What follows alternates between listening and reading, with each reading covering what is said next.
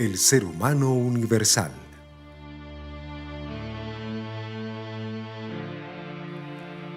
Ser de todo tiempo y lugar.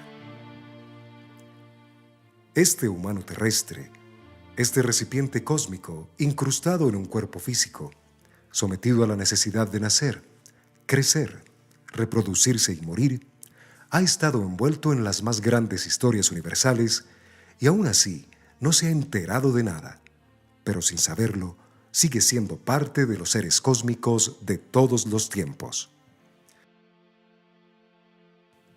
Este ser humano terrestre parece que fue abandonado en una tierra lejana de las estrellas a miles de años luz del tornado láctico, en un cúmulo de estrellas dotadas de luz infinita y galaxias atiborradas de misterio y lejanía.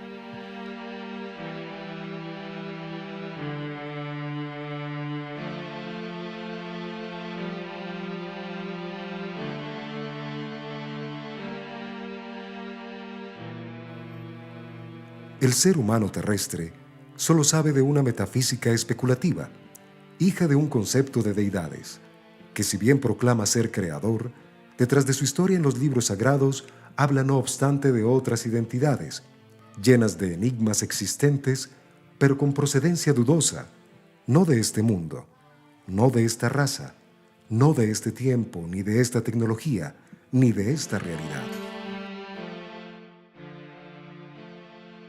El ser humano terrestre está en espera de reconocerse más allá de este tiempo y de su precaria historia, más allá de su lastre cultural y político, más allá de cualquier condicionamiento psicológico y procedencia social y moral, puesto que el ser humano terrestre es en verdad el ser humano universal, envuelto en una capa oscura y espesa, en donde las luces de su origen y de su participación en el universo apenas roza con sueños de insensatos temores y deseos desafiantes.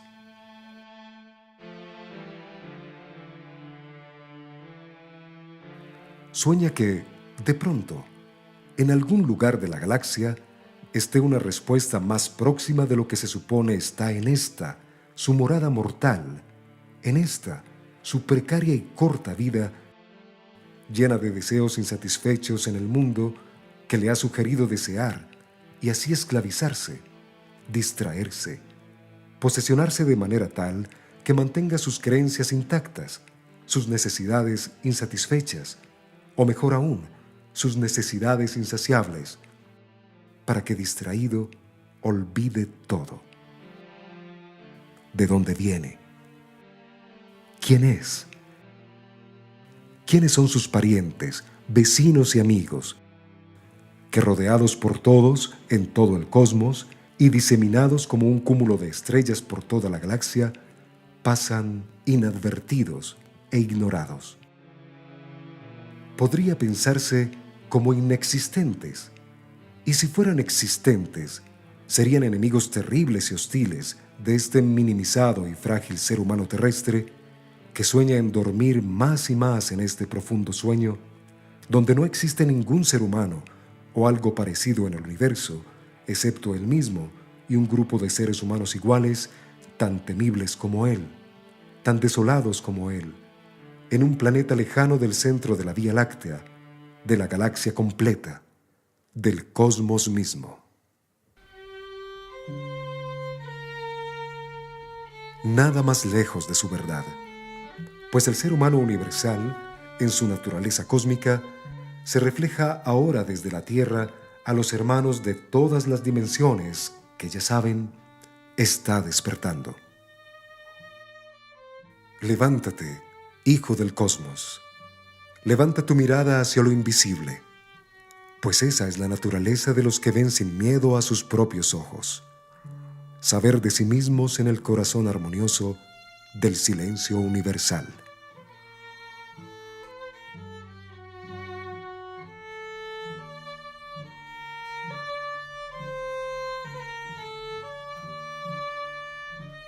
Saludos de todo corazón y de toda razón a este primer programa de Conciencia Uno llamado El Ser Humano Universal.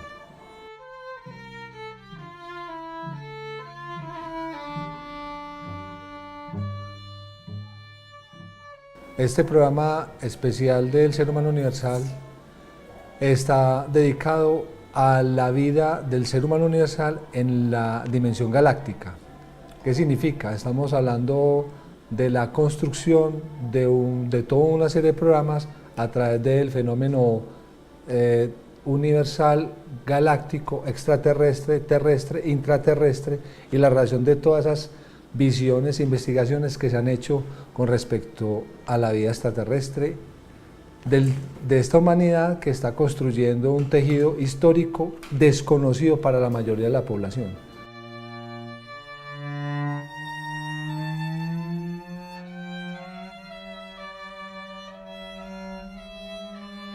Entonces, en esta medida, estos programas son con una idea de invitar a la gente a que pueda tener una visión profunda de que el tejido de la humanidad a nivel de todo el cosmos no está simplemente sujeto a especulaciones, sino que hay una línea de información que se ha vuelto cada vez más fina, y nos hemos dado cuenta aquí que en el tiempo esta línea de información extraterrestre, por llamarlo así, viene desde la antigüedad, datada de la antigüedad.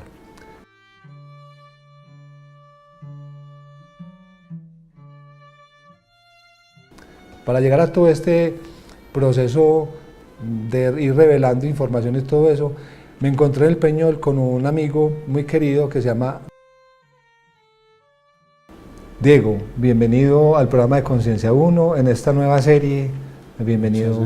Háblanos de ti. Muchas gracias, Jorge, por la invitación. Pues es una muy buena oportunidad para hablar de un tema muy mitificado en general y muy extraño, pero supremamente interesante.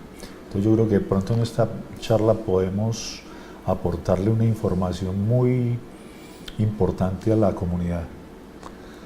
Bueno, seguimos. Entonces cuéntanos de ti un poco, cómo estás aquí, quién eres, de dónde vienes, por qué estás interesado en el tema extraterrestre, pues una pequeña y breve historia de tu caminata. Bueno, llegué por segunda vez al Peñol hace 6 meses.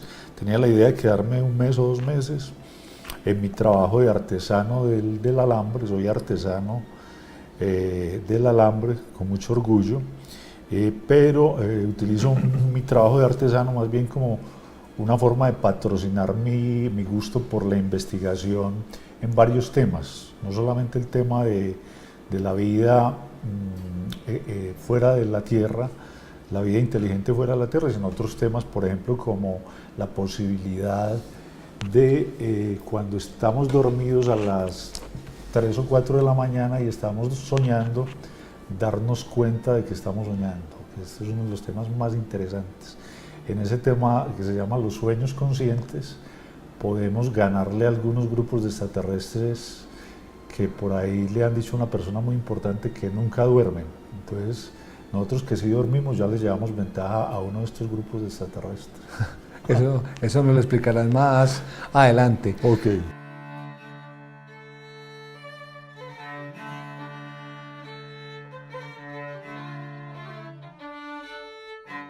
Entonces, en esta primera parte, vos sos una persona que estaba investigando el tema extraterrestre de una manera profunda. ¿Desde qué año más o menos? Bueno, yo no me considero un ufólogo ni un investigador, porque me parecen palabras mayores, porque nunca he ido a un sitio donde he aterrizado un ovni, ni he hablado con un extraterrestre. Me considero simplemente un testigo de realidades que superan nuestra imaginación, testigos de hechos increíbles que ya nos lo permite, por ejemplo, la televisión ahora, cantidades de documentales que vemos, la misma internet, ser testigos de que la realidad supera la ficción, de que la realidad es increíble. Entonces me considero no investigador, ni mucho menos, sino simplemente un testigo de la realidad de nuestro mundo actual.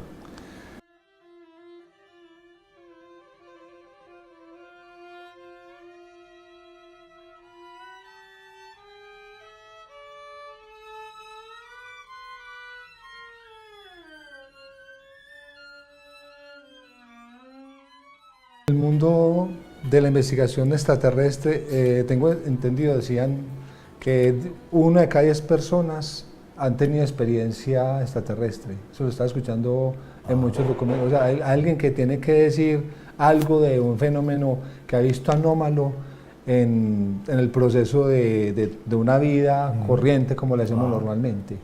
Yo diría que no un 10%, en eso sí me he tomado el trabajo yo de en cada pueblito que llego, hacer amigos en los parques y a cada persona con la que logro hablar, preguntarle si ha sido testigo de este fenómeno en particular que llaman el fenómeno OVNI, por ejemplo, y me he dado cuenta que un 60% de las personas, 60 o un 70%, me pueden decir que han sido testigos de algo así por el estilo, muy cercano al fenómeno OVNI, un 60 o un 70%, que es mucho.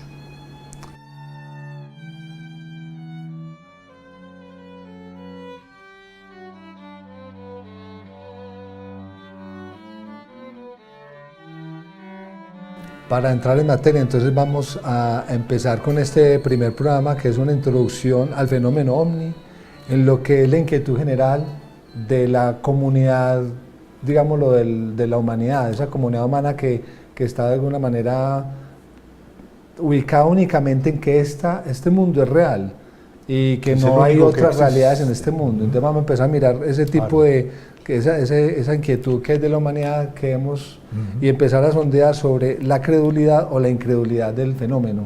Entonces a que nos empiezas de pronto a desmontar todo este nudo que tiene que ver con la creencia y la no creencia y de alguna manera llegar al meollo del caso, que si hay o no hay. Esta inquietud estaría conectada con lo que acabamos de hablar del 60% de las personas que han sido testigos. Como ha habido ya tantas personas en todo el mundo, aquí en Colombia, lógicamente en los Estados Unidos, en Rusia, en Bolivia, en China, en Japón, en Australia, en Alaska, en África, todo el mundo. Entonces yo creo que la credulidad o incredulidad también está en ese rango de un 60 o 70%, o incluso las personas que no han sido testigos del fenómeno ya lo tienden a aceptarlo como un hecho real. Entonces subiría del 60 al 70 al 80% de la humanidad creen factible, y esto por ejemplo en encuestas en los Estados Unidos, ya han hecho encuestas sobre el tema, y el rango es del 70% en los Estados Unidos, la gente que acepta que no estamos solos como seres inteligentes en el cosmos. En los Estados Unidos eso ya se encuestó. Entonces yo diría que esa es la respuesta a si creemos o no creemos en otras vidas inteligentes en el espacio cósmico.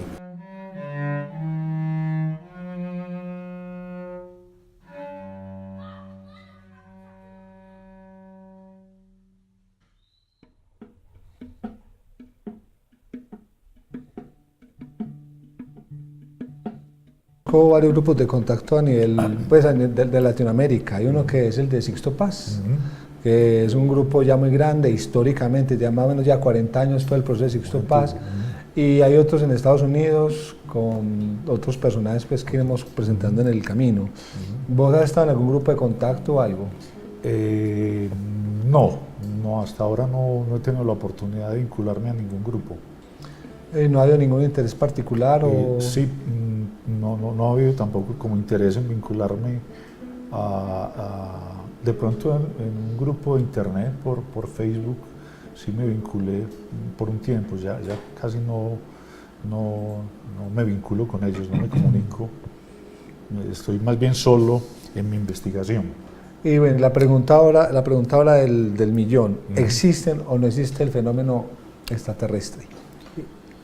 Yo creo, Jorge, que esa no es la pregunta. La pregunta es, en mi caso, es quiénes son y dónde vienen, porque con la información y los documentos que tenemos, sobre todo a través de la internet, ya pues en mi caso no cabe ninguna duda de que hay vida inteligente en otros lugares de nuestra galaxia y en otras galaxias, sino que han visitado la Tierra, la están visitando y la están visitando en la actualidad y la han visitado desde hace muchísimos siglos. Entonces la pregunta no es si existen o no existen, sino de dónde vienen y quiénes son.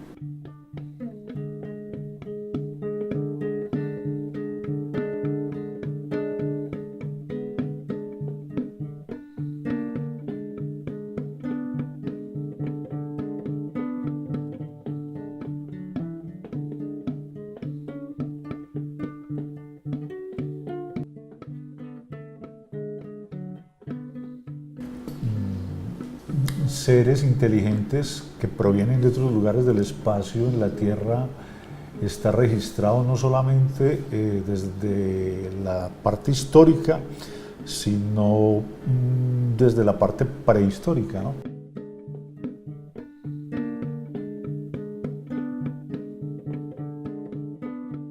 O sea, si tomamos la parte histórica desde la época en que ya tenemos registros escritos, pues ya hay mucha información. Pero desde antes, o sea, de la época del Neolítico, del Paleolítico y del Neolítico, también hay muchos registros gráficos en las cavernas, en las piedras, en el desierto, por ejemplo, el Sahara. Hay muchas pinturas, petroglifos es que se llaman, ¿cierto? Pinturas sobre piedra, donde lo que se ve ahí son seres muy parecidos a lo que hoy en día llamamos un astronauta, ¿no? Seres que se ve que no son los aborígenes que dibujaron las figuras, sino unos seres muy diferentes. Tanto lo vemos en el norte del Sahara, sino también en Australia, en algunos petroglifos aquí en América del Sur, en la selva. Aquí creo que en la frontera con Brasil o con Venezuela hay unos recientes hallazgos, y en todo el mundo. Entonces, desde el Paleolítico y el Neolítico hay registros de algo que parece que tiene que ver con visitantes de otros lugares del espacio.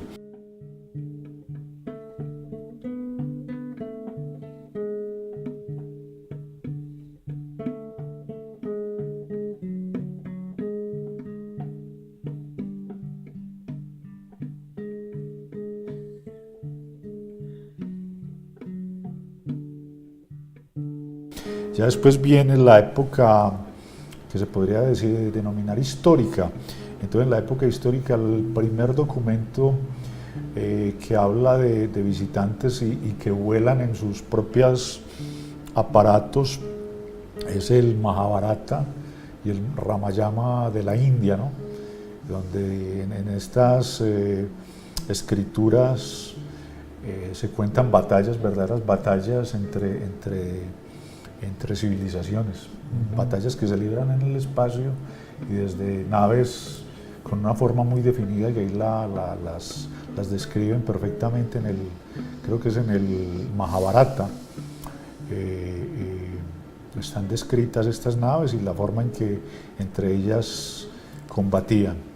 Luego, estabas hablando también ya hay escritos directos de los historiadores griegos, sí, romanos. Y luego viene Heródoto, que Heródoto fue el primer historiador del que tengamos conocimiento, es el griego Heródoto, que nos cuenta cómo cuando Alejandro Magno iba hacia la India con su ejército, estaban pasando un río y el ejército fue visitado, fue sobrevolado por lo que estos soldados describían como discos voladores. Entonces eso lo dejó registrado Heródoto en su historia. Escudos voladores. Escudos voladores. Entonces la única cosa con la que estos soldados podían comparar los objetos que estaban volando sobre ellos eran sus propios discos. Entonces los llamaron discos voladores, seguramente por su forma circular. También en una época aproximada, un poquito más próxima a nosotros, en el siglo I de nuestra era, está el historiador judío romanizado Flavio Josefo, que cuenta que cuando estaban los romanos destruyendo Jerusalén, habían objetos volando sobre la ciudad, ¿no? Todo el tiempo, durante este saqueo de Jerusalén, dice Flavio Josefo en sus memorias de los judíos, que habían objetos volando alrededor de la ciudad pues creemos que muy posiblemente eran visitantes también que estaban siendo testigos de ese acontecimiento histórico.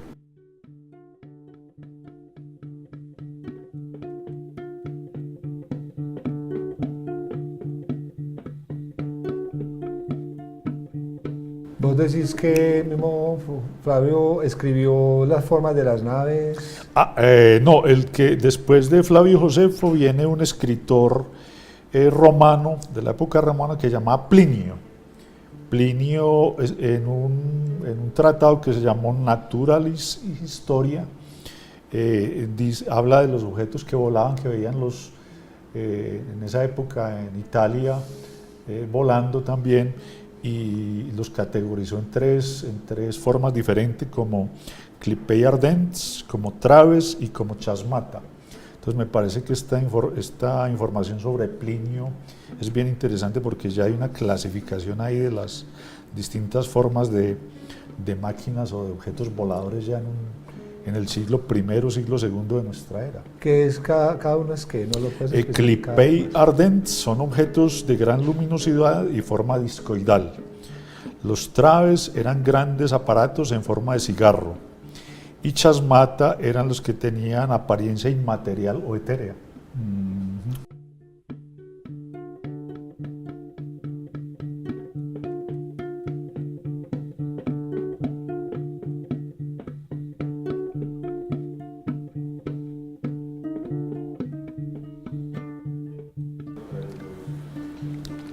Seguimos con nuestra entrevista con Diego Giraldo sobre el tema de ovnis extraterrestres en la historia del planeta Tierra. Estamos mirando toda la parte prehistórica e histórica clásica de los registros y documentos que se han creado y al menos las nominaciones que ha ido con el fenómeno extraterrestre, y ahora seguimos sondeando en la época medieval, que hay unos registros medievales interesantes en la época pre-moderna. Ajá.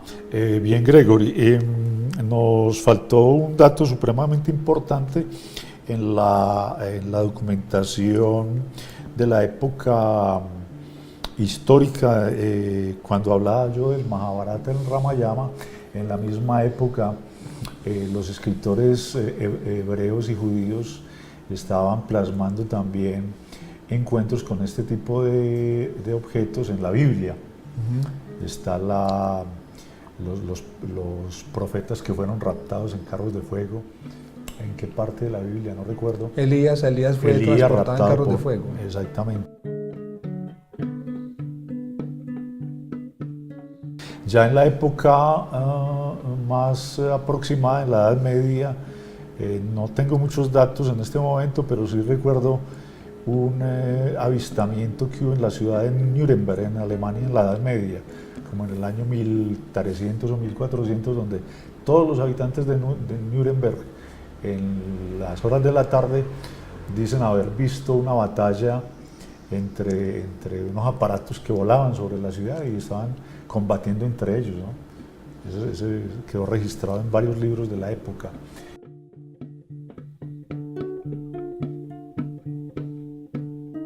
Y ya en el siglo XIX está que yo recuerde, el caso, tuvo que haber habido muchos, pero el que yo recuerdo es en los Estados Unidos, que los habitantes de un pueblo ven descender de un aparato que vuela, volador, a uno de sus tripulantes y los pobladores lo matan al tripulante, a este posiblemente extraterrestre, lo matan y después queda enterrado. Y podemos encontrar en internet fotografías tomadas en el siglo XIX de la tumba con la lápida y los datos de qué fue lo que pasó. Y luego este cuerpo que estuvo ahí durante muchos años, alguien se lo robó, ya no está. Y alguien después se robó la lápida también, pero quedó la fotografía.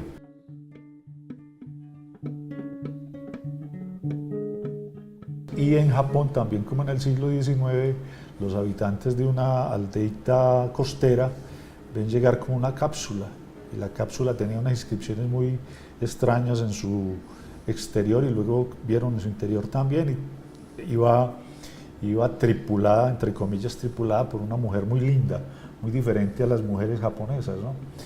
Y no recuerdo qué fue lo que pasó con este objeto que encontraron los japoneses flotando, una cápsula que flotaba en el agua muy diferente a lo que ellos estaban acostumbrados a ver. En el siglo XIX, y ya a comienzos del siglo XX el fenómeno de estrellamientos, de hallazgos de naves estrelladas empieza a darse en los Estados Unidos.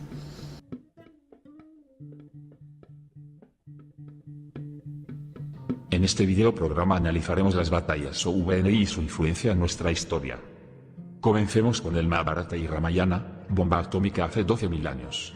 Las antiguas civilizaciones y religiones paganas nos dejaron multitud de vestigios como escrituras, objetos, monumentos, etc., que nos hacen preguntarnos continuamente si en un pasado remoto fuimos visitados por otras civilizaciones no pertenecientes a la Tierra. Hay cientos y cientos de preguntas sin respuesta, pero hay unos textos que arrojan mucha luz, por no decir que iluminan casi al completo el sendero de la verdadera historia jamás contada. Estos escritos se encuentran en el Mahabharata y el Ramayana. El Mahabharata se trata del mayor poema de la India, consta de 100.000 versos divididos en 18 partes o libros que equivalen a 8 veces la Ilíada y la Odisea juntas. Este extenso poema es más que una simple narración de unos hechos, es un vasto acopio de leyendas, historias, mitos, discursos didácticos escritos en un bello lenguaje que han nutrido toda la mitología hindú y han creado una de las mayores religiones del mundo, el hinduismo. Estos textos relatan una auténtica devastación con lo que parece ser una gran bomba atómica. El historiador Kisari Mohan Ganguly sostiene que los textos sagrados antes mencionados están repletos de estas descripciones de un gran holocausto nuclear, de proporciones increíblemente superiores a Hiroshima y Nagasaki. Antes de conocerse los efectos de la bomba atómica, las referencias del Mahabharata y Ramayana carecían de sentido, ahora no. He aquí las continuas referencias al holocausto nuclear en los poemas hindús. Era un solo proyectil, cargado con toda la fuerza del universo. Una columna incandescente de humo y llamas, brillante como 10.000 soles, se elevó en todo su esplendor. Era un arma desconocida, un relámpago de hierro, un gigantesco mensajero de muerte, que redujo a cenizas a toda la raza de los Brishis y los Andakas. Los cadáveres quedaron tan quemados que no se podían reconocer. Se les cayeron el pelo y las uñas, los cacharros se rompieron sin motivo, y los pájaros se volvieron blancos. Al cabo de pocas horas todos los alimentos estaban infectados. Para escapar de ese fuego los soldados se arrojaban a los ríos, para lavarse ellos y su equipo. Más adelante dice, vientos de malos auspicios llegaron a soplar. El sol parecía darse la vuelta, el universo, abrasado de calor, parecía tener fiebre. Elefantes y otras criaturas de la tierra, abrasados por la energía del arma, huyeron corriendo. Las mismas aguas al calentarse, las criaturas que vivían en ese elemento empezaron a arder. Y continúa con, hostiles guerreros caían como árboles quemados en un fuego furioso. Enormes elefantes quemados por esa arma, caían por tierra, lanzando terribles gritos. Otros abrasados por el fuego corrían de acá para allá mientras, en medio de un incendio del bosque, los corceles y los carros también, quemados por la energía de esa arma, parecían como copas de árboles quemados en un incendio del bosque. Hay otras muchas referencias en el Ramayana también muy similares a las que acabamos de exponer. Está muy claro que estos poemas aluden a un gran holocausto que acabó con miles de vidas. Pero lo que seguramente os estaréis preguntando es, ¿hay pruebas de estas supuestas explosiones hoy en día?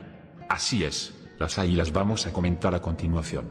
Sin ir más lejos, en Rajasthan, en 1992, fue encontrada una gran capa de cenizas radioactivas, cubriendo un área de unos 8 kilómetros cuadrados, a 16 kilómetros al oeste de Jodhpur. La radiación es tan intensa que aún contamina la zona. Los científicos están investigando el lugar, ya que presenta serios problemas de mortalidad infantil de origen hasta ahora desconocido, así como altas tasas de cáncer en la población. Curiosamente, los niveles de radiación en la zona son extremadamente altos y la región fue recientemente acordonada tras el resultado del hallazgo de las excavaciones. Se llevaron a cabo excavaciones en Harappa y Mohenjo-Daro. Los arqueólogos descubrieron esqueletos esparcidos por toda la zona como si un evento súbito hubiera devastado las ciudades. La mayoría de ellos estaban cogidos de las manos como si la tragedia hubiera sobrevenido mientras huían de algo terrible. Aún no se ha conseguido determinar la antigüedad de tales esqueletos, pero se apunta a decenas de milenios antes de nuestra era. El yacimiento de esqueletos radiactivos, análogos a los encontrados en Hiroshima y Nagasaki, pero con una sorprendente diferencia. La radiación encontrada era 50 veces superior a los restos del holocausto nuclear de Hiroshima. De confirmarse el hallazgo de forma definitiva, estaríamos hablando de un holocausto nuclear sucedido hace 12.000 años, o más, que causó un cráter visible de 2.154 metros de diámetro, y que puede localizarse a 400 kilómetros de Mumbai. La datación oscila entre los 12.000 y los 50.000, por lo que no puede precisarse con exactitud su antigüedad. También hay que añadir que no existen restos de meteoritos ni de otro material exterior o interior, ni volcánico ni sísmico que justifique la radiación. Tampoco una explosión de un meteorito que justifique una presión de 600.000 atmósferas o una radiación 50 veces superior a la bomba atómica que devastó Hiroshima. Hay algo que hace que esta hipótesis, descrita en los textos del Mahabharata y Ramayana, tenga que tomarse muy en cuenta y no desecharla en absoluto, ya que, solo 7 años después de la primera explosión atómica en Nuevo México, el Dr. Oppenheimer, conocido coloquialmente como el padre de la bomba atómica, que conocía bien la antigua literatura sánscrita, estaba dando una conferencia en la Universidad de Rochester. Luego, en turno de preguntas y respuestas, un estudiante hizo una pregunta a la que el Dr. Oppenheimer contestó con una extraña reserva. Estudiante, la bomba que se hizo estallar en Alamogordo, durante el proyecto Manhattan, ¿fue la primera en hacerse explotar? Dr. Oppenheimer, bueno, sí. En tiempos modernos, sí, claro. Quizá el doctor recordaba el pasaje anterior que había leído en el Mahabharata sobre una antigua guerra en la que se introdujo una nueva arma. Ahora continuemos con Nuremberg y Basilea, batalla de ovnis en 1561 y 1566. A diferencia de lo que mucha gente piensa al respecto del tema de la ufología, no es algo que haya aparecido hace relativamente poco ni mucho menos. La historia está plagada de avistamientos e interacciones con ovnis, aunque no te lo cuenten en la escuela. Alejandro Magno o Alejandro I de Macedonia debió una de sus conquistas en Oriente Medio gracias a la providencial intervención de varios escudos llameantes que dispararon un rayo de luz contra las murallas de la ciudad de Tiro, Líbano, abriendo en ellas tal boquete que sus tropas pudieron penetrar fácilmente en ella y tomarla. Plinio el Viejo, Séneca, Cicerone, Tito Livio o Julius Absequens dejaron narrados extraordinarios fenómenos y prodigios en los cielos romanos. Los textos Vedas, los más antiguos de la India, o el Ramayana del siglo III hablan de objetos volantes conducidos por hombres y armas terribles capaces de reducir a cenizas ciudades enteras a imagen y semejanza de las bombas atómicas. El abad Gregoire de Tours, historiador del emperador Carlomagno, se refirió a un fenómeno que propició que el monarca sufriera graves heridas al caerse de su montura. Tal fue el susto del animal ante la visión de aquel objeto volante que parecía brillar como un segundo sol, en el año 583. Tutmosis I, el más grande de los faraones del antiguo Egipto, conocido como el Napoleón egipcio, fue testigo junto a sus escribas de séquito cortesano y militar de la evolución aérea de varios círculos de fuego que desprendían un aliento fétido. Y los avistamientos se multiplicaron en el cielo de Egipto, provocando lluvia de peces y aves muertas, sembrando el pánico entre los súbditos del faraón. Los relatos de la Grecia antigua sobre esos relatos son igualmente numerosos. Y podríamos pasarnos horas y horas escribiendo sobre fenómenos de avistamientos y sucesos extraordinarios con ovnis pasando por multitud de siglos, eras y civilizaciones de todo el globo terráqueo. Pero vamos a empezar con el tema por el que habéis hecho clic en el enlace o en el nombre de este artículo. Corría el año 1561, en una pequeña ciudad alemana, llamada Nuremberg, estaba a punto de suceder algo extraordinario que quedaría grabado para la posteridad.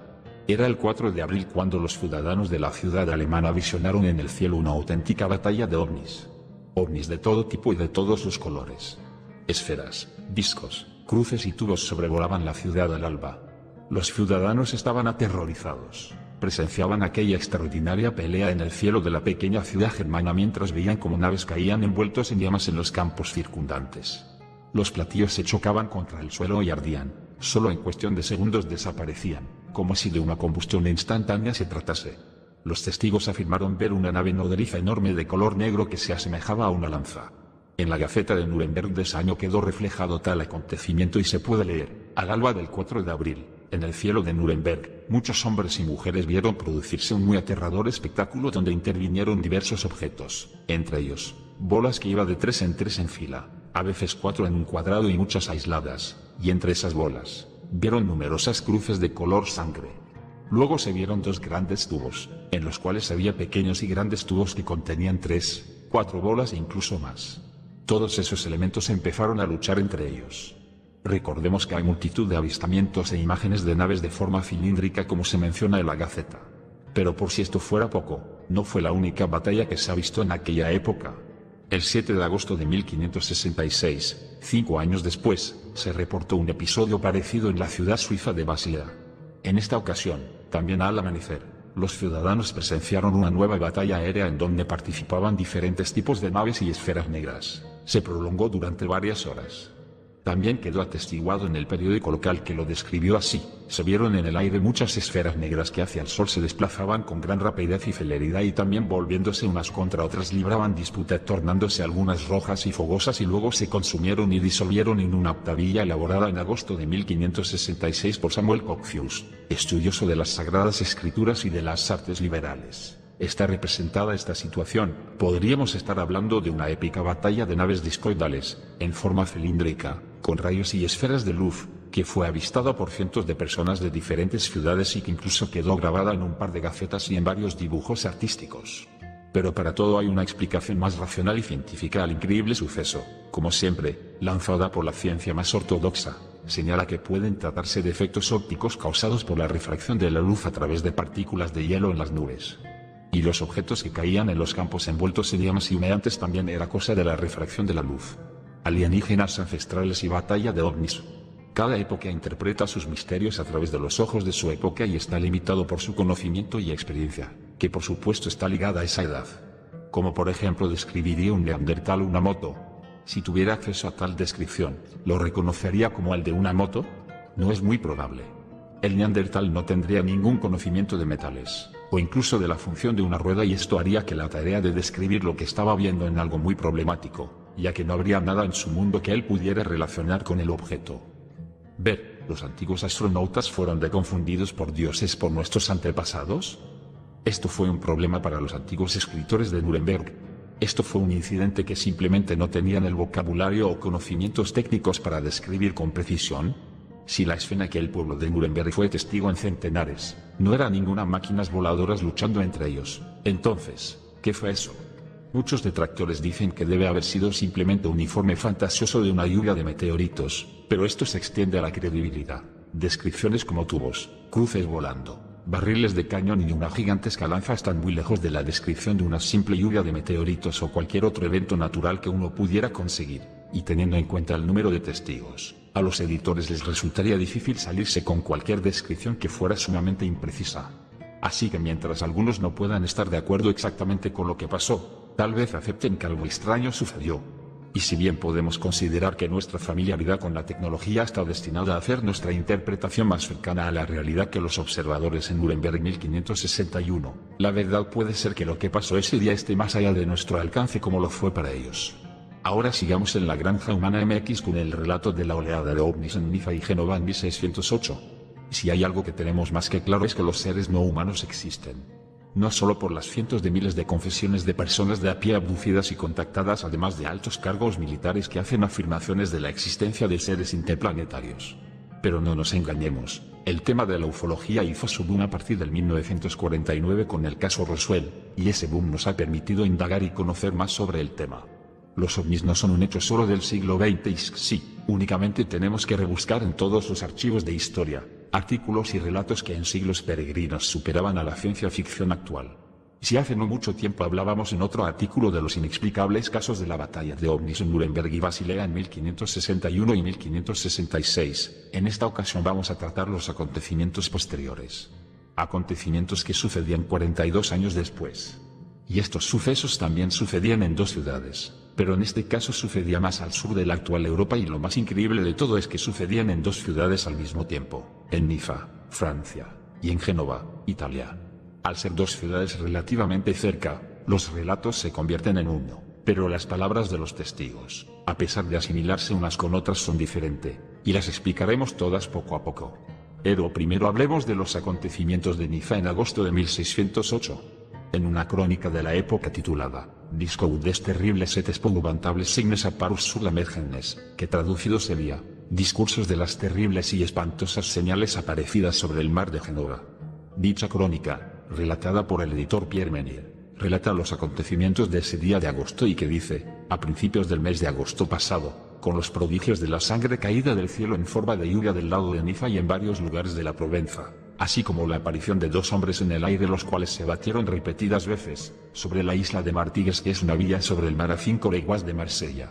Pierre Menier habla de lluvia de sangre, fenómeno meteorológico de sobras conocido en nuestros días, y que debía ser sin duda una de esas lluvias venidas del norte de África y enrojecidas por la presencia de microorganismos.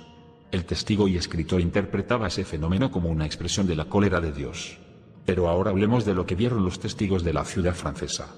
Los testigos dijeron haber visto 3 extraños vasos luminosos en movimiento a gran velocidad por encima de la ciudad. Los vasos se detuvieron cerca de una fortaleza. Acto seguido, los extraños objetos se sumergieron en el mar, haciendo que el agua hirviese y desprendiese un vapor de color rojizo. Aunque estos relatos sean claros y concisos y no dejen lugar a dudas, el asunto fue a más, y alcanzó cumbre de lo inexplicable cuando aparecieron unos extraños humanoides a los que los impactados ciudadanos describían así, ante el asombro de los espectadores: 2 seres humanoides con cabeza grande y ojos grandes y luminosos, y escamas rojizas conectados a sus vasos por tubos. Cuando hay versiones en las que los habitantes empiezan a ver humanoides, el asunto se agrava más y la posibilidad de que los supuestos vasos luminosos sean efectos ópticos o simples efectos atmosféricos se queda relegada al ostracismo. Prácticamente los mismos acontecimientos sucedían ese mismo día en una ciudad del país vecino, en Génova, Italia. En este caso los acontecimientos irían a más y tendría un desenlace fatal para algunas personas. En las crónicas escritas ese día se pueden encontrar los siguientes impactantes relatos de los acontecimientos. A principios del mes de agosto del año 1608, sobre el mar de Génova se han visto las más horribles señales que de memoria de hombre se ha hablado jamás, ni escrito.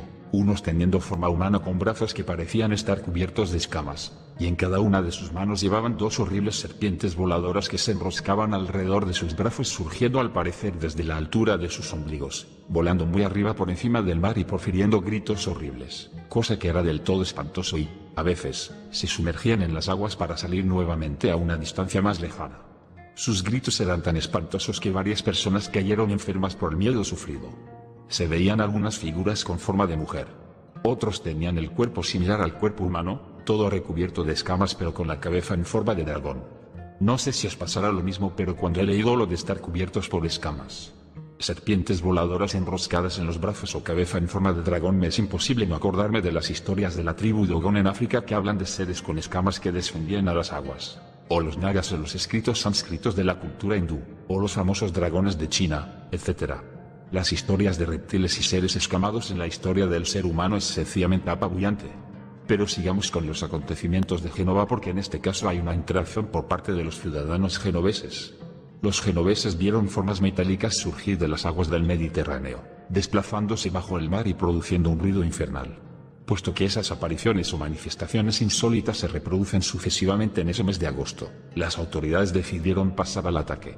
La señoría mandó disparar algunos cañones para procurar echarlos del lugar, y les fueron disparados unos 800 cañonazos, pero en vano, pues no parecieron extrañarse de ningún modo. La crónica prosigue: el 15º día de agosto, aparecieron sobre el dicho mar del puerto de Génova 3 carrozas arrastradas cada una por 6 figuras de fuego que parecían dragones.